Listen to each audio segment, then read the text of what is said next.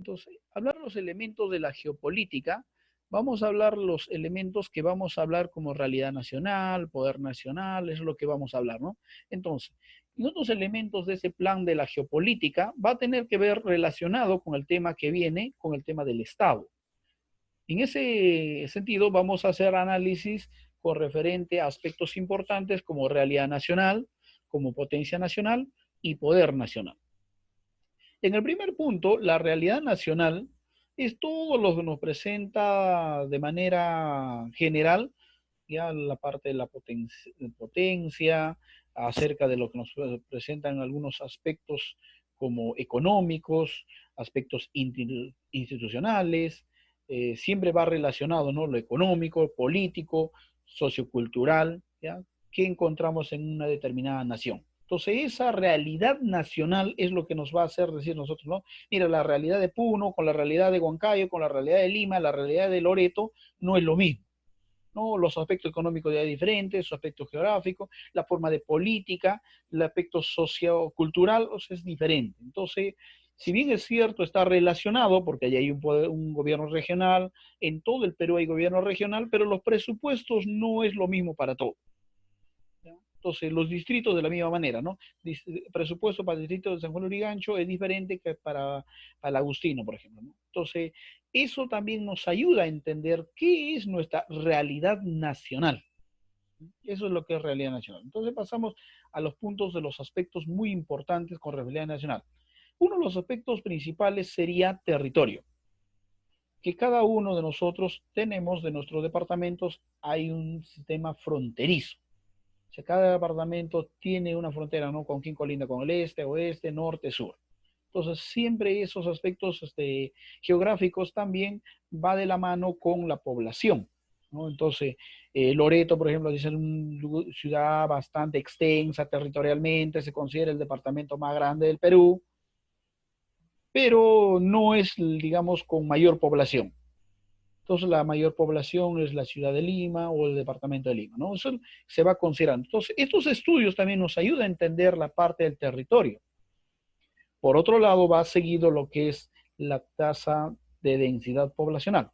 Cuando hablamos del siguiente punto, hablamos de la población, entonces vamos a ver, ¿no? El tema de la migración, vamos a tener que, interno, estamos hablando del Perú nada más, ¿no? La migración del campo a la ciudad, o por ejemplo esta pandemia, debe surgir nuevos estudios que va a ser la migración de la ciudad al campo, ¿no? Porque muchos han regresado a lo que es el campo. Entonces, todos estos estudios también nos presenta de frente a una ciudad. Entonces, todo solamente así es cálculo, no, sino cuántos nacen, cuántos mueren, características que hay, todos problemas. Por ejemplo, podríamos decir, ¿no? El 80% de tal determinado lugar son de extrema pobreza. También de tu de población empiezan a hacer los estudios. Por eso, todavía hasta los últimos estudios, Huancavelica está considerado como son una, digamos, un departamento de extrema pobreza, ¿no? Mucho mayor que índices que otros lugares.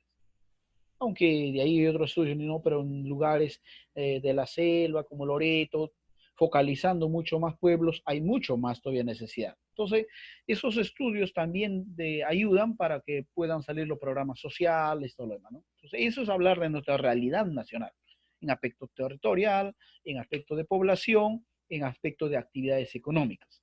Cuando uno habla de actividades económicas, es decir, ¿no?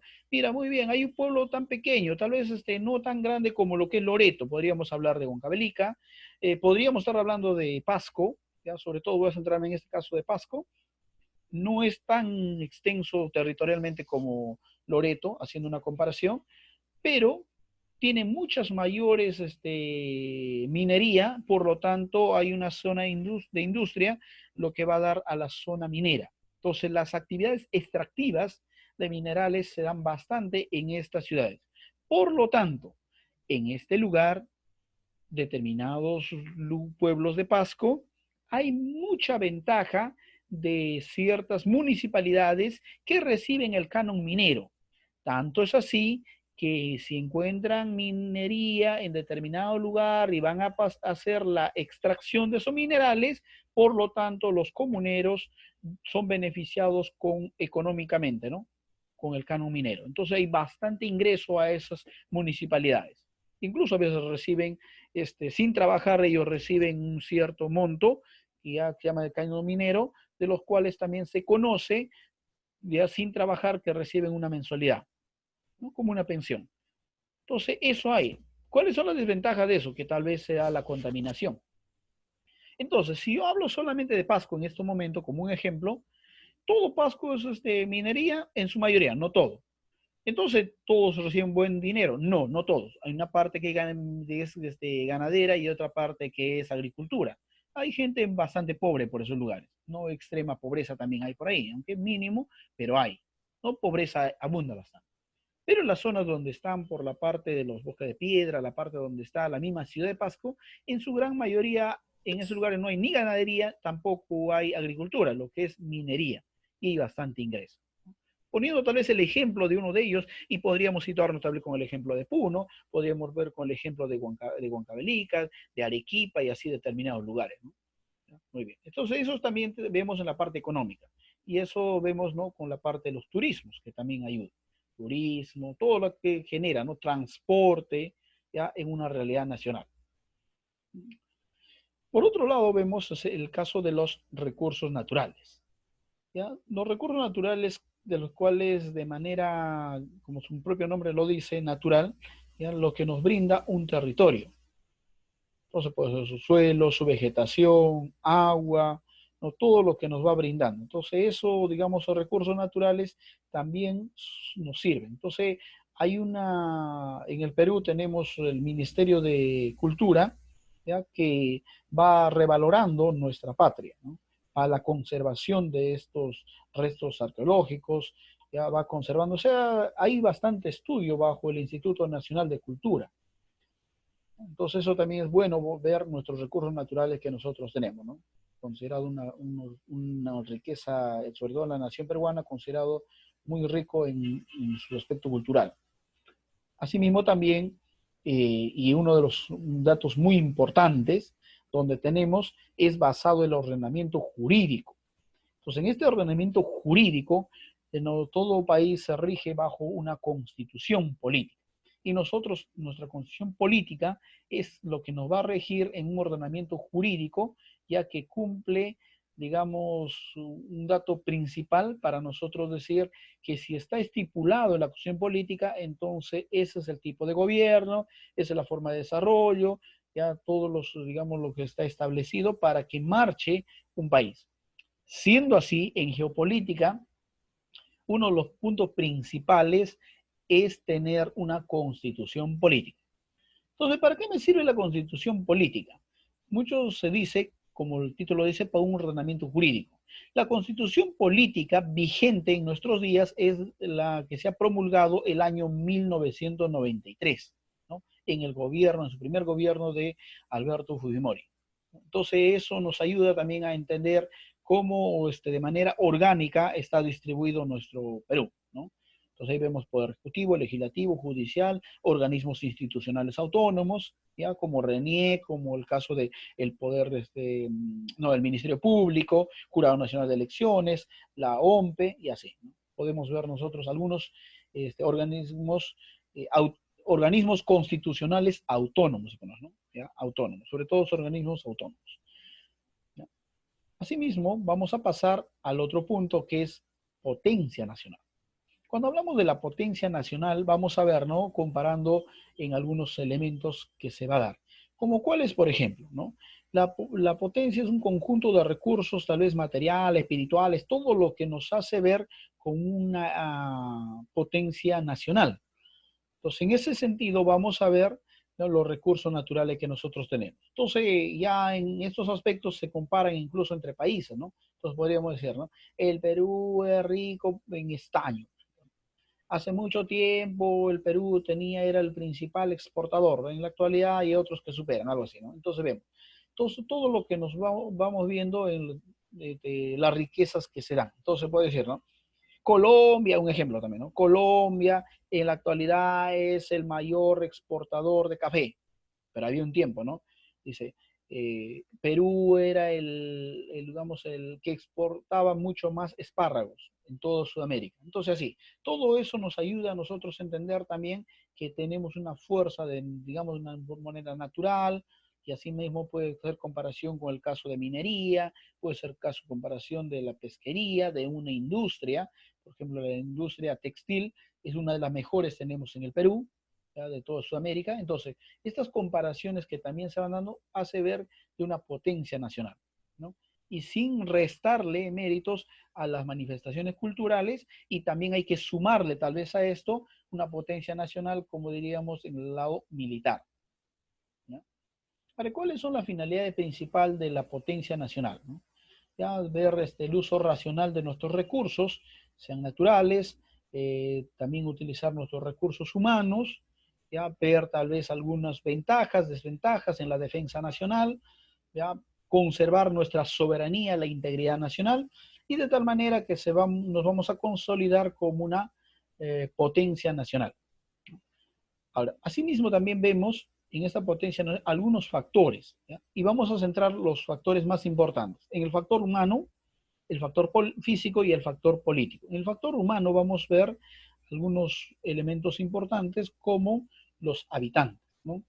Dicho, si hablo factor humano, entonces hablo de los habitantes. Entonces, ¿cómo estos habitantes van a ser tomados en cuenta de acuerdo a su capacidad? Entonces, eso vamos a nosotros tal vez ver en el factor humano, ¿no? En algunas veces no siempre somos justos, ¿no? Al ingeniero, por ejemplo, puede ser de minas, en tal lugar lo pagan más, en otro lugar lo pagan menos, ¿no? Algunas veces los desvalorizan más su trabajo, en otro lado valorizan, y eso aún cuando puede estar en una misma empresa o aún cuando puede estar en el mismo sector del Estado, ¿no? Entonces, así. Entonces, eso también vemos el factor humano, que van dándose factores que van a condicionar para ser nosotros nuestra potencia nacional. Por otro lado, vemos el factor físico. En el factor físico vamos a hablar los medios geográficos y a dónde se desarrollan esas actividades propias de la población. Entonces vamos a ver, ¿no? Si hay un determinado lugar, entonces están conservando lo que es la producción de maca, otro lado lo que es espárragos, otro lado los desarrollos de actividades, lo que es la ganadería, otro lado lo que es minería. Entonces, de acuerdo al factor físico, ya se da la actividad de la población. Ese es el factor físico, ¿no? El lugar geográfico. Y en el lado político es la organización que se da con referente al Estado, ¿no? Cómo están constituido el Estado con referente a los otros estados, y también el Estado mismo cómo ha organizado ya en la parte pública y en la parte privada, ¿no? Cómo atraer inversión privada. Todo esto hace que se genera una potencia nacional. ¿Ya? Viendo el otro punto seríamos entonces el poder nacional. En el poder nacional necesariamente vamos a tener que relacionarlo con la nación. Entonces, la capacidad de la nación, ya, para mantener sus objetivos en un momento dado, considerar posiciones internas y externas, ¿no? Entonces, este poder nacional va a tener que tomar todo lo que son de ventajas, desventajas, limitaciones, ¿ya? Tanto internas y externas, para mantener sus objetivos, ¿no? ¿Cuáles son los objetivos trazados? ¿A dónde quisieran llegar? Entonces, todo eso va a consolidar para un poder nacional, así también como las áreas del poder político, económico, psicosociales y el poder militar, ¿no? Eso ya estaríamos hablando de los poderes del poder nacional manifestado en 4 áreas específicas, ¿no? Mucho más estables, ¿no? El poder político, el poder económico, el poder psicosocial o social en todo caso, y el poder militar. Todo esto hace lo que es el poderío necesariamente, ¿no? De un país, ¿ya? Yo creo que por ahí ya vamos cerrando la clase, ya con algunos elementos que vamos tal vez ir notando, ¿no? Ya casi con esto vamos cerrando. Entonces, tenemos los altos estudios ya militares, que ayuda también, ¿no? Lo que es un poder nacional, ¿no? Entonces, cuando uno habla del poder nacional, por ejemplo, en el lado político, vamos a tener que ver cuánto por ejemplo, tenemos hoy de militares, cuánto de aviones, cuánto ante un posible ataque, por lo menos vamos, cuánto tenemos la resistencia de ver, ¿no? Todos esos aspectos nos va a ir dando para ver el poder político. En el lado también político, nosotros tenemos, por ejemplo, el Ministerio de Defensa, ¿no? Que tal vez es ahí. Siempre los ministerios van relacionados con el Ministerio de Defensa, la parte interna tenemos un Ministerio de Interior, tenemos también lo que es el Ministerio de Relaciones Exteriores, ¿ya? Para los tratados internacionales. En el poder económico también se ve la capacidad del Estado para integrar los medios económicos que hay, ¿no? Entonces, ¿cómo puede darse, digamos, este poder nacional en el poder económico? Entonces uno dice, ¿no? Vamos a paralizar ciertas áreas, por ejemplo, en este tema de pandemia. Sí, pero hay áreas que son mucho principales, por ejemplo, en la minería, y han dudado para paralizar la minería, porque uno de los que más aporta económicamente en el Perú es la minería, ¿no? Entonces, eso, por ejemplo, sería un claro ejemplo de nuestros días. Otro punto sería los psicosociales o sociales. Estos serían los movimientos psicológicos que conducen a las actividades económicas. ¿No? Vemos el comportamiento de grupos, orientación pública. Entonces, en el caso social, o también un dicho psicosocial, que lo llaman ya mucho más en nuestros días, entonces, hablar social más que nada es hablar de las clases sociales, cómo se van dando. En el caso psicosocial, se va mucho por las propagandas, ¿no? Cómo estas propagandas pueden generar, aun cuando yo no tenga mucho tal vez que comer, como voy a poner el ejemplo del caso del mundial. En el caso del mundial había mucha gente pobre, pero como el caso que Perú después de muchos años está llegando al mundial, obtener a nuestro país representado al mundial, no les interesó endeudarse, y aun cuando ya algunos tienen deuda, botar su televisor pequeño y comprarlo de plasma, ¿no? ¿Por qué se dio esto? Por un medio tal vez forma de psicosocial de nuestros días, de cómo no ver el caso de las propagandas, ver el caso de decir, no, mira, estamos llegando, o sea, mucha publicidad de tal manera que influenció en algunos, no vamos a ir en todos, ¿no? Influenció en algunos para que puedan tomar decisiones de este punto. Ahora, no solamente es en este caso, ¿no? Puede ser en otros casos también, ¿no? Eso tal vez, digamos, expresiones psicosociales que, dicho de otra manera, van a influenciar del grupo, ¿no? Entonces vemos nosotros, ¿qué está comprándose? Muy bien, vamos a comprar algo barato que ha llegado. Al Perú ha llegado lo que es ahora nuevos equipos telefónicos y a bajo precio, y boom, la gente empieza a botarlo, incluso lo que tiene, y empezaría a comprar algo nuevo. Entonces, todos estos casos son las expresiones psicosociales que se dan. ¿Ya? Y otro de los puntos es el lado militar, ¿no? Que va muy relacionado con la parte política, ¿no? El lado militar. Eso diríamos, ¿no? La soberanía nacional o conservar la defensa nacional, y entonces cómo está el ejército, cómo está la marina, cómo está la FAP, cómo está la Policía Nacional, todo este grupo hace ver, ¿no? De la manera interna de fortalecer, digamos, nuestra defensa nacional, ¿no? Y todo eso también es parte del poder nacional, ¿no? Parte de este poder nacional. Yo creo que eso sería tal vez para ir viendo, ¿no? El aspectos de elementos geopolíticos, ¿no? El elemento de la realidad nacional, la potencia nacional y el poder nacional, ¿no? En todo esto podríamos resaltar ya que nuestra constitución política es la base, ¿no? La carta magna, ¿ya? Para que un país se pueda conducir, donde también está estipulado, ¿no? Del tipo de gobierno, la forma de cómo uno tuviera que ver sus derechos y deberes dentro de un Estado, dentro de una nación. ¿Ya? Muy bien, hasta aquí por favor voy a dar todo lo que es pase a lo que van a ser preguntas. ¿Ya? Habilítense por favor todos sus audios, ¿ya? Pueden ver para que podamos hacer preguntas. ¿Va a dejar Profesor, tarea o profe? no hay tarea, le decía. La tarea va a ser cuando vamos a tener que realizar el libro. Profesor, no tengo el libro todavía, no se preocupen, ya el transcurso de estos días yo ya tengo, entonces le voy a hacer llegar por medio del grupo, o tal vez no sea hacia la Miriam, tal vez le voy a tratar de pasar. No estoy incluido en ningún grupo, voy a tratar de incluirme en un grupo. Ya en lo peor de los casos subiré al intranet. Bueno, el intranet va a ser más complicado. Mandar al WhatsApp del grupo va a ser mucho mejor, ¿no? Le mando una foto y ustedes ya lo pueden tener todo ya. De los tres cursos, ¿eh? Historia universal, Historia de Perú y Geografía, para que podamos tener, ¿ya? Ya, dice, ¿ya? Muy bien, entonces esta clase sí está ya. Esta clase yo le he subido. Lo que faltaría tal vez sería